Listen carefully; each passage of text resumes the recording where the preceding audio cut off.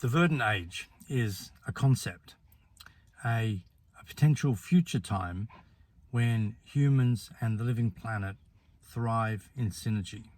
And looking around at the world today, particularly in the last week, that concept seems a little bit far-fetched.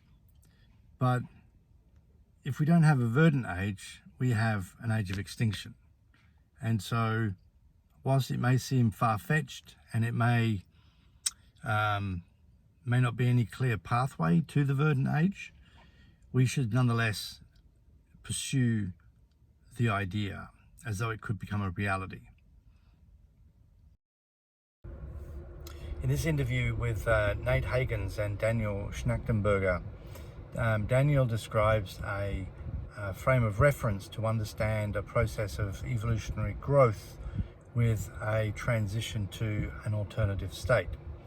What I like about this snippet, this piece of information, is it helps to frame human civilization in its struggle to get through the Anthropocene crisis and into the verdant age.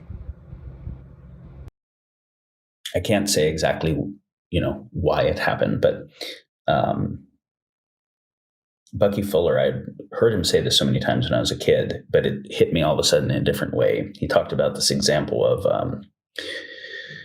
that when a bird is developing inside of the egg, that the yolk is what becomes the bird. The egg white is the kind of unrenewable amino acid resource it is using to develop itself, that it is using up an unrenewable resource, and it is producing metabolic waste that isn't being processed in its finite little space in a way that is totally self-terminating. And the little bird doesn't know it's inside of an eggshell because it doesn't have a reference frame.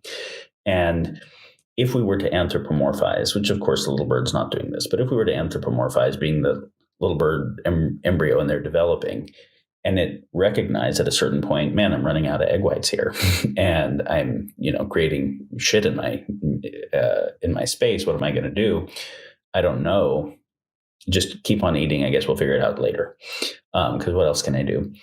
You get to a certain point, runs out of egg white. It just happens to be that there's evolution made it such that the amount of egg white was exactly what it needed to be able to then be at a place where it had a beak that could break free from the shell, that could then also eat seeds on the outside that its little developing GI tract and underdeveloped beak couldn't have done. And now it's eating seeds that its poop fertilizes, and it's part of this, process.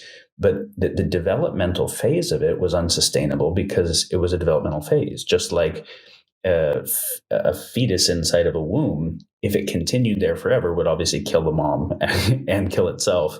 But it goes through this 40-week for human development, and then it goes through a discrete phase shift, right? The breaking out of the eggshell is different than the development in the eggshell and different than the development afterwards.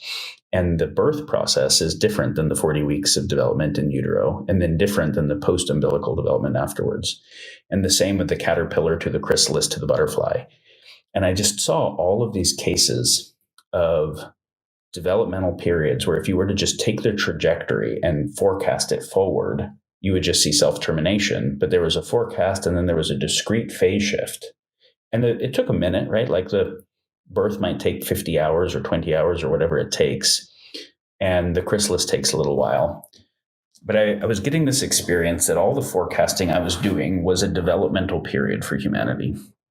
And there was a discrete phase shift that I couldn't see possible. And of course, sometimes the baby dies in birth or the mom dies in birth. It's not a guaranteed thing. And so how to not just look at changing the shape of the curves, but how to look at what types of discrete phase shifts could occur and what a world on the other side of certain phase shifts might look like, and how to facilitate that became like a different way for me to think about the future than just a continuation of these curves and trying